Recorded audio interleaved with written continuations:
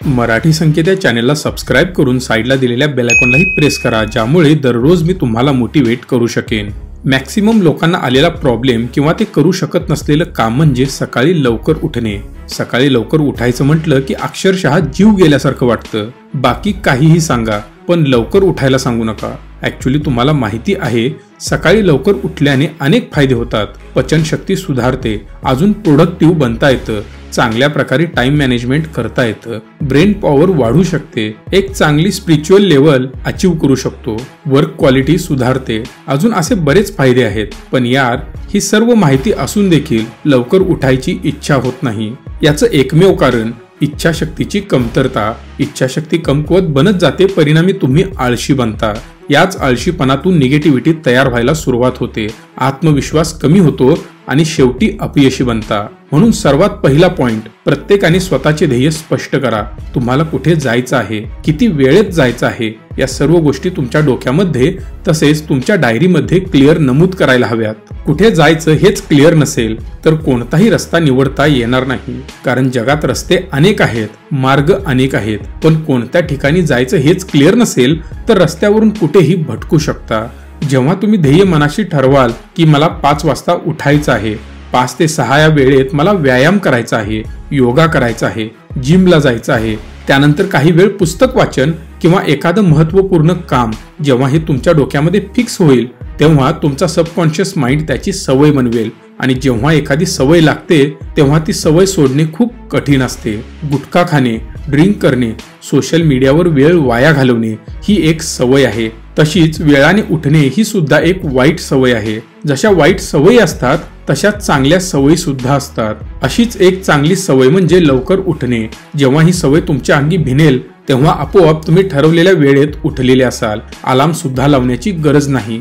ज्यावेळी तुम्हाला महत्त्वपूर्ण कामासाठी कुठेतरी जायचं असतं, तुमची फ्लाईट असते, ट्रेन असते, बस असते, अगदी त्या वेळेच्या आधी तुम्हाला आपोआप जाग येते। याचं कारण तुम्ही तुमच्या सबकॉन्शियस माइंडला दिलेली ऑर्डर। पण जेव्हा तुम्ही म्हणता मी उठू शकणार नाही, मला जास्त वेळ झोपायची सवय आहे, लवकर उठणे मला जमतच नाही, असे शब्दप्रयोग करणारे लोक लूजर असतात। जर तुम्ही या शब्दांचा प्रयोग करत असाल तर लक्ष देऊन पहा, तुम्ही कोणतेही मोठे ध्येय साध्य केलेले नसणार, किंवा असे शब्द प्रयोग करणाऱ्या लोकांना तुम्ही पाहू शकता ते 100% अपयशीच असणार। तुमच्या ब्रेनला ट्रेन करण्यासाठी वारंवार एकाच शब्दाचा वापर करायला शिका। मी सकाळी लवकर उठणार आहे व मी हे करू शकतो। तुम्हाला खरा प्रॉब्लेम काय आहे माहिती आहे का? सकाळी लवकर उठणे अवघड नाही, तुम्हाला अवघड असतं रात्री लवकर झोपणे। ज्या लोकांना लवकर जाग येत नाही त्या लोकांपैकी 80% पेक्षा जास्त लोकांना रात्री लवकर झोपता येत नाही, म्हणून ते सकाळी उशिरा उठतात। मग रात्री झोप का येत नाही? याचं मूळ कारण आहे मोबाईल, टेलिव्हिजन, लॅपटॉप किंवा कॉम्प्युटर। आपल्याला सवय झालेली असते जेवण करून थोडा वेळ टीव्ही पाहिल्यानंतर बेडमध्ये मोबाईलवर टाइमपास करायचा, सोशल मीडिया असेल किंवा इतर कोणतंही काम, ज्यामुळे लवकर झोप येत नाही। एखादा चित्रपट जर समोर सुरू असेल तर तो 2 ते 3 तास चालतो, आणि एकदा चित्रपट सुरू झाल्यावर झोप येणे म्हणजे महाकठीण बनते, कारण आपली क्युरिओसिटी वाढत असते। पुढे काय होईल याच क्युरिओसिटीमुळे झोपही पुढे जाते। म्हणून रात्री झोपण्याआधी 1 तास कोणतंही इलेक्ट्रॉनिक उपकरण वापरू नका। सुरुवातीला कदाचित झोप उशिराच लागेल, पण सकाळी मात्र लवकरच उठायचं।